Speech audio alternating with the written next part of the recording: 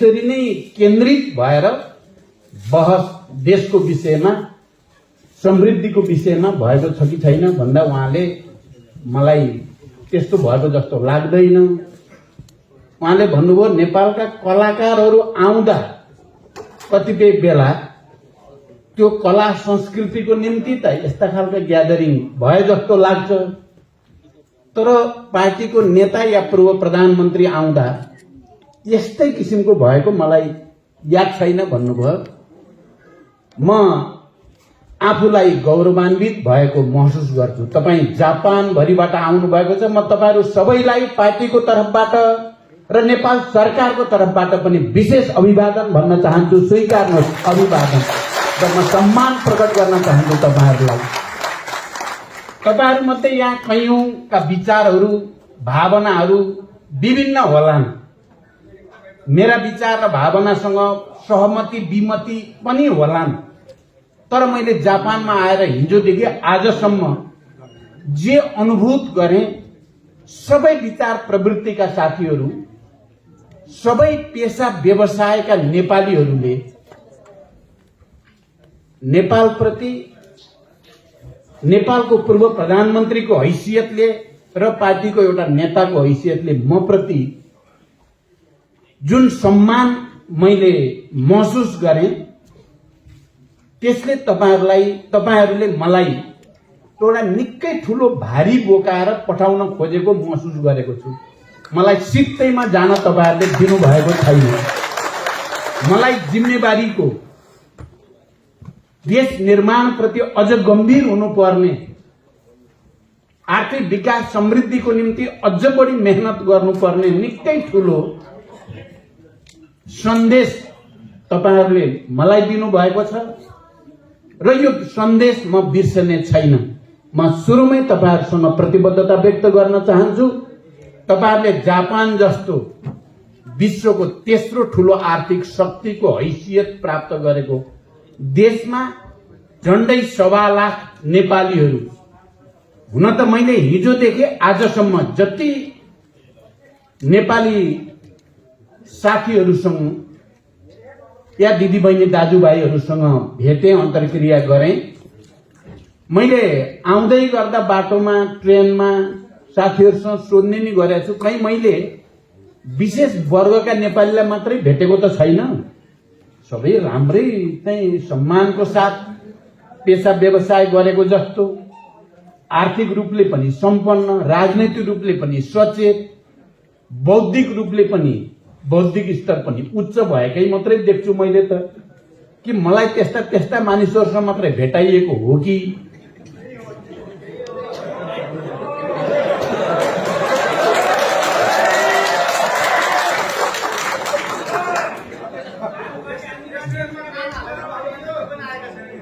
ल, धन्यवाद। तपाईहरूले जे होस् टिप्पणी गर्नुभयो त्यसको लागि तपाईहरू सबैलाई धन्यवाद। जे भए पनि जापानमा बस्ने नेपालीहरू मध्ये केही तबका, खास गरी स्टुडेन्ट भिसामा आउने स्टुडेन्टहरूका समस्याहरू अलि बढी जटिल छन् भन्ने पनि मैले महसुस गरेँ। र अन्य धेरै वर्ष यहाँ 25, 30 वर्ष, 32 वर्ष बस्नुभएका साथीहरूको अनुभवले नव आगन्तुक नेपालीहरूलाई निकै ठुलो सहजीकरण गरेको भन्ने कुरा पनि मैले महसुस गरेँ। र तपाईहरूले एउटा कुरा चाहिँ म के भन्न चाहन्छु, र यहाँ पनि त्यो प्रसङ्ग कुनै न कुनै रूपमा आयो। हामी नेपालीहरू, हामी गरिब भनेर चिनिन्छौँ अझै पनि दुनियाँमा। हुन त हामी अब अल्प विकसित या अविकसितबाट विकासोन्मुखतिर हामी अगाडि बढ्दै त छौँ, तर पनि हाम्रो पहिचान दुनियाँमा अहिले पनि आर्थिक रूपले पछि परेको देशको रूपमा नै गनिन्छ। तपाईँ हामी जापानमा बसेर या दुनियाँको कुनै पनि देशमा बसेर खास पेशा व्यवसायबाट राम्रो आम्दानी गर्न सकिन्छ। तपाईहरूले धेरै राम्रो कमाउन सक्नुहुन्छ, करोडपति, अरबपति पनि बन्न सकिन्छ। तर दुनियाँको कुनै पनि देशमा जाँदा हामी नेपाली नै ठहरिन्छौँ र गरिबै ठहरिन्छौँ र हामी कहीँ न कहीँ विभेद र अपमानको शिकार भइरहेकै हुन्छौं। तर एउटा समृद्ध देशको नागरिक गरिबै छ भने पनि त्यसलाई दुनियाँले बडो उच्च सम्मानको साथ हेर्दछ।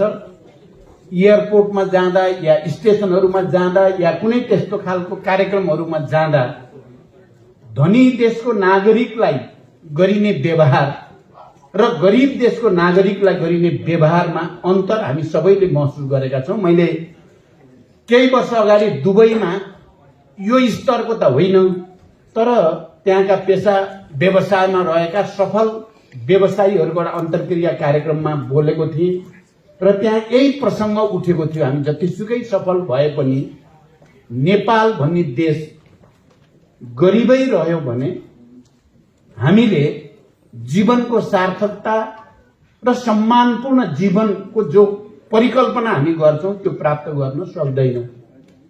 त्यसकारण त हामी सबैको चिन्ता नेपाललाई कसरी समृद्ध बनाउने होला र सम्पूर्ण नेपालीहरूको इज्जत प्रतिष्ठा र स्वाभिमानलाई आत्मसम्मानलाई कसरी अभिवृद्धि गर्ने होला भन्ने चिन्ता हामी सबै नेपालीहरूमा छ। र मैले जापानमा तपाईहरुसँग भइरहेका अन्तर्क्रिया कार्यक्रमहरूमा पनि विभिन्न भेटघाटहरूमा पनि त्यही भावना मैले महसुस गरेर आज विभिन्न संघ संस्थाको प्रतिनिधित्व गर्दै जे जति कुराहरू यहाँ व्यक्त भए ती सबै कुराहरू पनि कसरी नेपाललाई समृद्ध गर्ने भन्नेमा नै केन्द्रित भए। मैले धेरै लामो व्याख्या पनि अहिले गर्न सायद सम्भव पनि छैन। म दुई चारवटा कुरा अलि केन्द्रित रूपमा भन्न चाहन्छु। सबभन्दा पहिला महामहिम राजदूतले हाम्रो राजदूतावासको समस्याको बारेमा र यहाँ वक्ताले पनि सभापतिजीले पनि दूतावासको अवस्थाको बारेमा र तपाईहरुले पनि आफ्नो अभिव्यक्तिबाट र जोरदार तालीद्वारा दूतावासलाई हिजो 8-10 हजार मात्रै नेपाली हुँदाखेरिको अवस्थाबाट अहिले 1.25 लाख नेपाली भइसक्दा त्यो अवस्थाबाट यो अवस्थामा ल्याउन मैले भूमिका खेलोस् भनेर तपाईहरुले पनि भन्नुभयो र राजदूत महोदयले पनि भन्नुभयो। म चाहिँ यहाँबाट गएर म धेरै ठूलो कुरा त अहिले गर्न सक्दिन, तर यो कुरामा मैले प्रधानमन्त्रीजीसँग, अर्थमन्त्रीजीसँग, परराष्ट्र मन्त्रीसँग कुरा गरेर जापानको लागि नयाँ परिस्थिति बनाउने कमिटमेन्ट चाहिँ म तपाईहरुसँग गर्न चाहन्छु। किनभने मैले यहाँ आएर र तपाईहरुको कुरा सुनेर दूतावासको स्थिति हेरेर गहिरो गरी मैले महसुस गरेको छु कि यो नेपालको लागि, हामी सबैको लागि दुर्भाग्यपूर्ण कुरा हो। यति ठूलो जनशक्ति र यति ठूलो हाम्रो पुँजी यहाँ छ, त्यसलाई परिचालन गर्नको निम्ति आवश्यक पूर्वाधार जो राज्यले बनाउनु पर्ने कुरामा बडो चाहिँ विडम्बना भन्नुपर्छ। त्यसकारण मैले यो कुरा पहिले नै भन्न चाहन्छु। दोस्रो कुरा, आर्थिक विकास र समृद्धिको निम्ति पहिलो कुरा भनेको राजनैतिक स्थायित्व र राजनैतिक नेतृत्व नै हुँदो रहेछ। साथीहरू, राजनीतिक स्थायित्व र राजनीतिक नेतृत्वको दृढ इच्छा शक्ति भएन भने आर्थिक विकास र समृद्धिको यात्रालाई गति दिन सकिँदैन। यद्यपि आर्थिक विकास र समृद्धिको यात्राले पनि राजनीतिक स्थायित्व कायम गर्न मद्दत त गर्छ।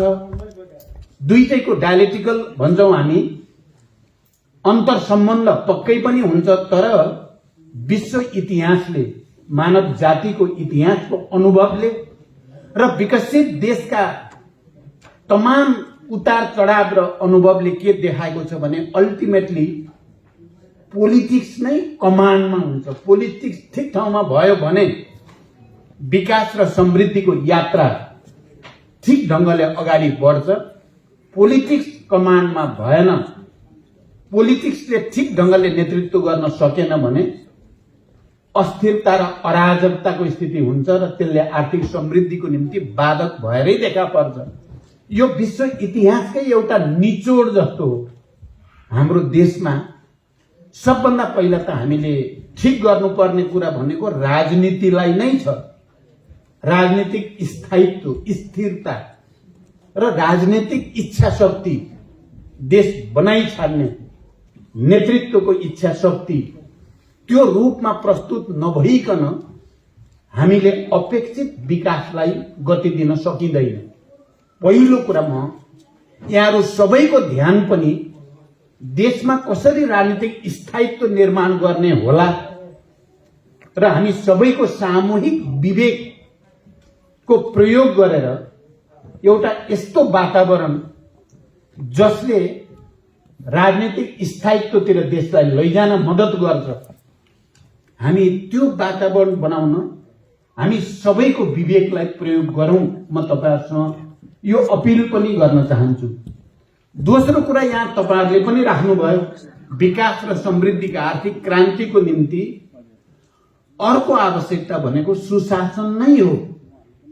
राजनीतिक स्थायित्वको सँगै यदि भ्रष्टाचार नियन्त्रण गर्ने प्रक्रिया बलियोसँग अगाडि बढेन र सुशासन कायम गर्न सकिएन भने पनि हामीले आर्थिक क्रान्ति या आर्थिक समृद्धिको हाम्रो सपना हामीले पूरा गर्न सकिँदैन। त्यसकारण सुशासन अर्को त्यस्तो पक्ष हो। चाहे त्यो तपाईहरुले यहाँ धेरैले भनेको मैले सुनेको छु, यहाँ काम गर्दा, यहाँको विकास हेर्दा, यहाँको समृद्धि सबै देख्दा नेपालमा गएर गरौँ लाग्छ। त्यहाँ पनि गएर आधुनिक खेती गरौँ भने जस्तो लाग्छ। त्यहाँ पनि गएर राम्रा होटल रेस्टुरेन्टहरू खोलेर टुरिज्मलाई प्रमोट गरौँ जस्तो लाग्छ। त्यहाँ पनि गएर सानातिना उद्योग धन्दा या हाइड्रो या अरू कुनै क्षेत्रमा लगानी गरेर देशको विकास गरौँ जस्तो लाग्छ। तर गएको दिनदेखि त्यहाँ राजनीतिक दल र तिनका नेता कार्यकर्ताले सताउने कुरादेखि ब्युरोक्रेसीले एउटा फाइल एउटा टेबलबाट अर्कोमा पुर्याउँदा र त्यो प्रक्रिया जाँदासम्मको झमेला र त्यहाँ पाउने पीडा देख्दा तपाईहरु 6 महिना टिक्न पनि गाह्रो भएको कुरा तपाईहरु धेरैले मलाई सुनाउनु भएको छ। मलाई लाग्छ स्थिति तपाईहरुले भने जस्तै अझै पनि छ नेपालमा। म हुन त 2 पटक प्रधानमन्त्री भइसकेको व्यक्ति, अहिले पनि म गठबन्धनको नेतृत्वमै छु। हामी बल गर्दैछौं, तर हामीलाई साथ सहयोग अलि ठूलै चाहिएको छ।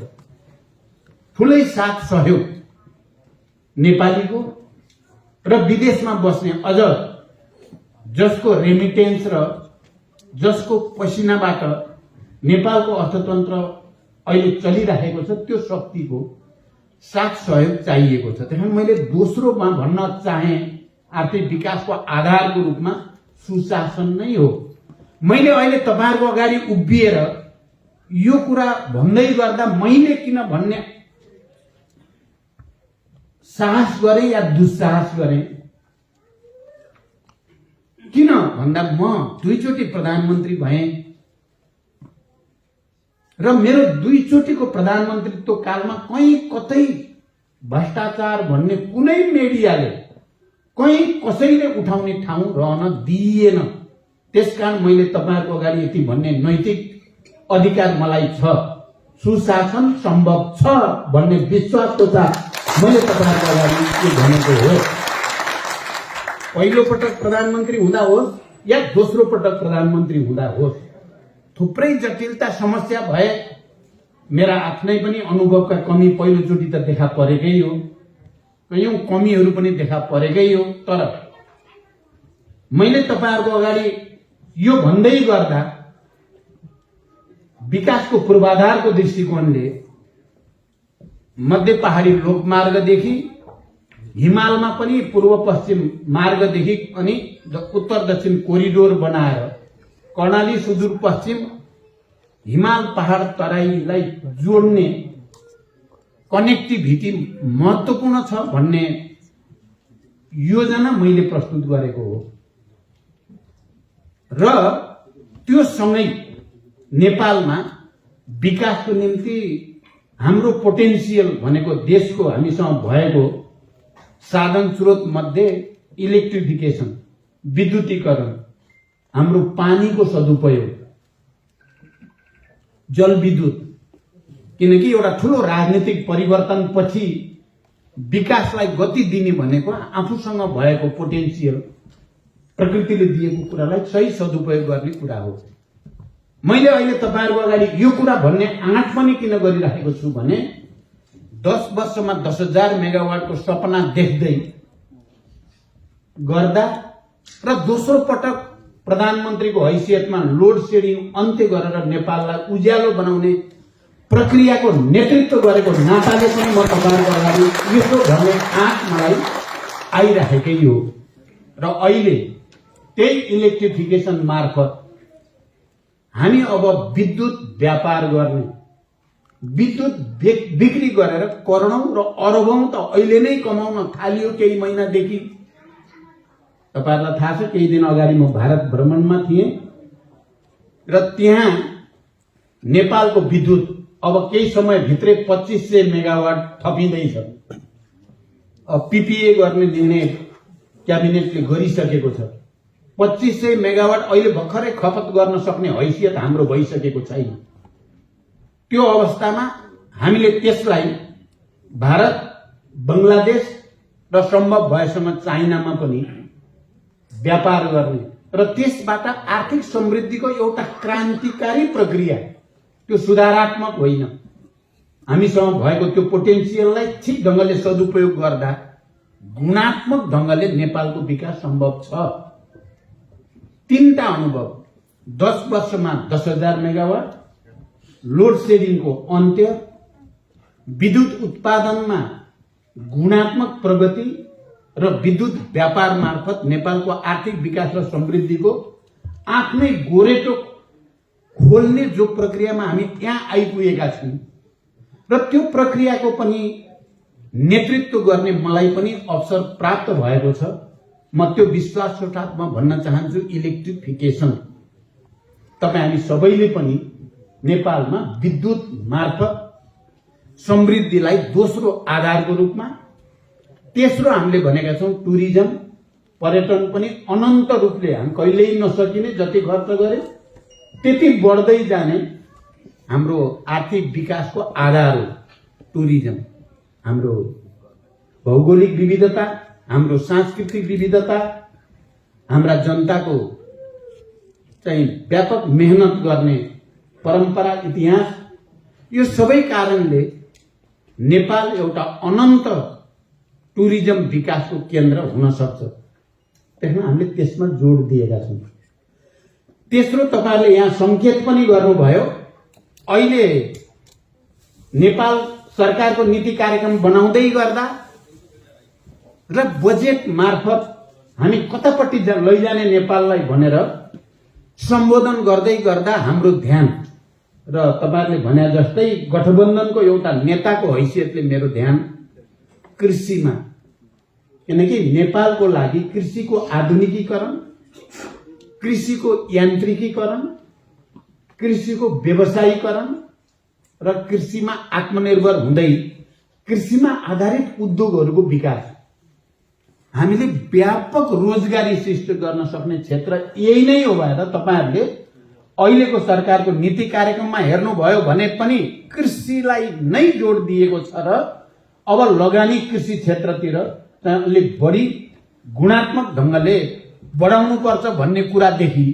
तपाईहरुले अहिले यहाँको अनुभवबाट सायद भन्नुभयो, किसानहरूलाई सब्सिडी दिने कुरा या उनीहरूलाई प्रोत्साहन दिने कुरा।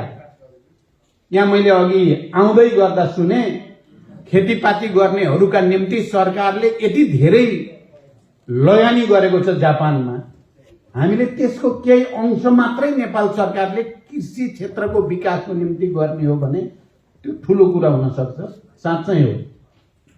त्यसकारण अहिले कृषिमा गुणात्मक ढंगले लगानी वृद्धि गरिएको छ र तपाईहरुले शब्द सुन्नुभयो होला, किसान पेन्सनको कुरा या किसानहरूलाई सब्सिडी दिने कुरा, किसानहरूको निम्ति चाहिँ विभिन्न खालका इन्सेन्टिभ्सहरू दिने कुरालाई जोड दिएको छ। एग्रिकल्चरले मात्रै नेपाललाई आत्मनिर्भर, रोजगार सृष्टि गर्ने र उद्योग व्यवसायलाई पनि हाम्रो आफ्नै साधन स्रोतमा टेकेर अगाडि बढ्ने आधार हुन सक्छ, त्यसमा जोड गरिएको छ। त्यहाँ तपाईहरुले यहाँ समृद्ध नेपालको आधार आर्थिक क्रान्तिमा प्रवासी नेपालीको सरोकार भनेर जे राख्नु भएको छ, पहिलो कुरा त म विनम्रतापूर्वक तपाईहरुलाई भन्न चाहेको, देशभित्र राजनीतिक स्थिरता र स्थायित्वको एउटा वातावरण बनाउनेमा हामी लागि नै राखेका छौं। हामी अहिले पुरै सफल भयौं भन्ने मेरो दाबी छैन, हामी लागि नै राखेका छौं र बिस्तारै बिस्तारै हामी त्यो दिशातिर प्रगति गर्दैछौं। मैले भर्खरै सम्पन्न भएको स्थानीय तहको निर्वाचनपछि केही सार्वजनिक कार्यक्रममा भनेको छु, स्थानीय तहको निर्वाचन सफलतापूर्वक सम्पन्न भयो। मूलभूत रूपमा शान्तिपूर्ण र निष्पक्ष रूपमा नै त्यो सम्पन्न भयो। मैले यो निर्वाचन सम्पन्न हुने कुरालाई देशको राजनीतिक स्थायित्व र समृद्धिको यात्रामा निकै ठूलो महत्व राख्ने कोसे ढुङ्गा ठानेको छु। म तपाईहरुलाई पनि म विशेष रूपले अनुरोध पनि गर्न चाहन्छु, किन त भने हामीले झण्डै 7 दशक लामो युद्ध, आन्दोलन, जनआन्दोलन, विभिन्न समुदायका आन्दोलन, धेरै ठूलो बलिदान पछि संविधान सभाबाट समावेशी लोकतान्त्रिक संविधान हामीले बनाएको हो। 100औं वर्षदेखि सामन्ती राजा महाराजाहरूलाई प्रचण्ड प्रतापी भूपति भनेर श्रीमान गम्भीर भन्ने हाम्रो राष्ट्रिय गानको ठाउँमा आज हामी सबैले भन्छौं 100औं थुङ्गा फूलका हामी एउटै माला नेपाली भनेर जो राष्ट्रिय गान गाउँछौं, तपाई हेर्नुभयो भने एउटा ठूलो क्रान्ति, राजनीतिक क्रान्ति, सांस्कृतिक क्रान्ति, भावनात्मक क्रान्ति राष्ट्रिय गानबाट नै देखिन्छ। रैतीको रूपमा रहेका नेपालीहरूलाई सार्वभौम नागरिक भनेर पहिलो चोटी इतिहासमा हामी सार्वभौम नेपालीहरूले आफ्ना प्रतिनिधि मार्फत यो संविधान जारी गरेर घोषणा गरेका छौं भनेर पहिलो चोटी जनताको नामबाट घोषणा गरिएको संविधान छ हामीसँग। त्यसकारण यो राजनीतिक क्रान्तिलाई स्थायित्व र विकासको समृद्धिको यात्रातिर बदल्ने सन्दर्भमा अहिले भएको स्थानीय तहको निर्वाचन र आउँदै गरेर प्रदेश र संघको निर्वाचन, यो परिवर्तनको निम्ति सबभन्दा बढी त्याग, तपस्या र बलिदान गर्नेहरूका निम्ति धेरै ठूलो गर्वको विषय, आत्मसन्तोषको विषय छ। र मैले जनयुद्धलाई शान्ति सम्झौतालाई संविधान सभामा, संविधान सभालाई संघीय लोकतान्त्रिक गणतन्त्रमा, संघीय लोकतान्त्रिक गणतन्त्रलाई समावेशी र समानुपातिक प्रतिनिधित्व प्रणालीमा ल्याउने प्रक्रियाको एउटा मुख्य नेतृत्व गर्ने अवसर पाएको पार्टी र त्यसको नेतृत्व हुनुको नाताले मैले भनेको छु, यो सफलता पार्टीहरूले कसले कति सिट ल्याए भन्ने कुरा त्यति धेरै अर्थको मैले ठान्दिनँ। जति महत्त्वपूर्ण हामी सफलतापूर्वक लोकतन्त्रलाई संस्थागत गर्दैछौँ, हामी संघीय लोकतान्त्रिक गणतन्त्रलाई संस्थागत गर्नेछौँ भन्ने कुराको महत्त्व छ। चाहे त्यो नेपाली कांग्रेसले बढी सिट ल्याओस्, चाहे त्यो नेकपा एमाले ल्याओस् या अन्य पार्टीहरूले जसले ल्याए पनि संघीय लोकतान्त्रिक गणतन्त्रको संविधान अन्तर्गत नै ल्याएको हो, त्यसमा मलाई गर्व छ। र मैले जो जसरी आए पनि कता कता म शान्ति सम्झौताको एउटा जीवित हस्ताक्षरकर्ता, गिरिजा बाबु हुनुहुन्न अहिले, त्यो हस्ताक्षरकर्ता हुनुको नाताले जसले जिते पनि मैले शान्ति सम्झौताले नै जितेको जस्तो, जसले जिते पनि माओवादी आन्दोलनले नै जितेको जस्तो मैले महसुस गर्दछु। र कुनै पनि पार्टीबाट महिलाहरू त्यो पार्टीको विभिन्न पदमा समावेशी समानुपातिक मान्यता अनुसार आउँदा, चाहे त्यहाँ दलितहरू, मधेसीहरू, आदिवासी जनजातिहरू, मुस्लिमहरू जो कोही जुनसुकै पार्टीमा आउँदा पनि मलाई बडो गर्व हुने गरेको छ, त्यो हाम्रै रगत पसिनाको बलमा त्यो अधिकार समुदायले प्राप्त गरेको छ। तर कता कता हाम्रो समाजमा अहिले पनि संस्कृति, अलिअलि परम्परा भन्यो अलि बढी नै नकारात्मक सोच राख्ने, नकारात्मक कुरा गर्दा अलि रमाइलो मान्ने, सकारात्मक र रचनात्मक कुरामा त्यति धेरै रुचि नहुने एउटा प्रवृत्ति पनि कता कता हाम्रो समाजमा देखिराखेकै छ। तपाई जापानमा बस्ने तमाम नेपाली दिदीबहिनी दाजुभाइहरू, तपाई सबै राजनीतिक रूपले सचेत संघ संस्थाका प्रतिनिधिहरूसँग तपाईहरू जापानमा बस्नुहुन्छ। यहाँ बडो अनुशासन सिस्टममा चलेका छन् सबै चिजहरू। यहाँ बुलेट ट्रेन हिजोदेखि आजसम्म धेरैचोटि चढ्ने मौका मिल्यो मलाई पनि।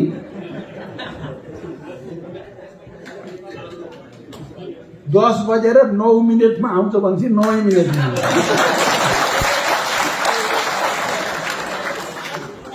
12:01 पुग्छ भनेपछि त्यति नै मिनेटमा पुग्छ। एउटा तपाईहरुले यो अनुभव गर्नुभयो। अर्को तपाईहरुले के गर्नुभयो भने ट्रेनमा बस्दा जापानी नागरिकहरू, बुद्धिजीवी कोही बोल्दैनन्, बडो शान्तसँग बसिरहेका हुन्छन्। हामी नेपाली बोलिरहेका हुन्छौँ, फेरि अलि चर्कै बोल्छौँ फेरि हामी।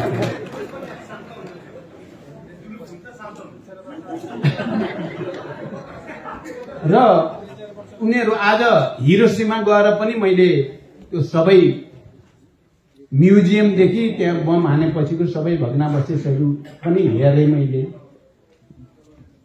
मेरो मनमा थियो त्यो कुरा पनि मैले साथीहरूलाई सोधेँ। मैले यत्रो चाहिँ दुर्घटना, यत्रो हत्या, यत्रो विध्वंस हुँदा त विध्वंस गर्नेहरूप्रति जनताको मनमा, जापानिजहरूको मनमा के होला मनोभावना भनेर मैले धेरैलाई नै सोधेँ। तर धेरैले एउटै उत्तर दिनुभयो, जापानीहरूमा कुनै विद्वेष छैन। त्यो बेलाको परिस्थिति त्यस्तै थियो। तर अब हामीले मेहनत गरेर विकासमा केन्द्रित हुनुपर्छ भन्ने खालको एउटा सोच छ भनेर नै मलाई बताइयो। तपाईहरुलाई थाहा होला, तपाईहरु त्यस्तो देशका त्यस्ता जनतासँगको संसर्गमा हुनुहुन्छ। तपाई असाध्यै नेगेटिभ सोच्ने, राम्रो गर्छु भन्दाखेरि पनि यसले राम्रो गर्दैन भन्न मन लाग्ने क्या। सम्पूर्ण रूपले देशको निम्ति मर्छु भन्दा नि सुख नपाउने, यस्तो खालको छ नि हामी कहाँ। त्यसो भएर तपाईहरुले एउटा सन्देश देशभित्र पनि दिन सक्नुहुन्छ। सकारात्मक, रचनात्मक सिस्टम, अनुशासन, विधि, पद्धतिमा कसरी चल्ने, यो सबै कुरालाई। त्यसकारण तपाईहरुको चाहिँ जिम्मामा धेरै कुरा छ भन्ने मैले ठान्छु। र मैले अब अहिले यो पटकलाई मैले अब करिब टुङ्ग्याउन खोज्दैछु। धेरै कुरा भन्नु भन्दा अब तपाईहरुले भनेका कुरालाई मनन गरेर देशभित्र कसरी लागू गर्ने होला भन्ने मलाई चिन्ता भएको छ।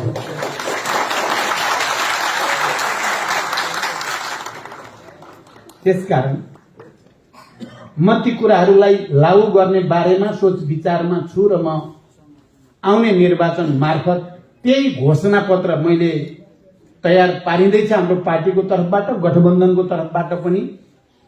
जापानमा आएर अहिले यस्तो मौकामा कि हामी निर्वाचन घोषणा पत्र तयारीको अन्तिम चरणमा तपाईहरुका कुरा सुनेको छु, मैले अझै सुन्छु।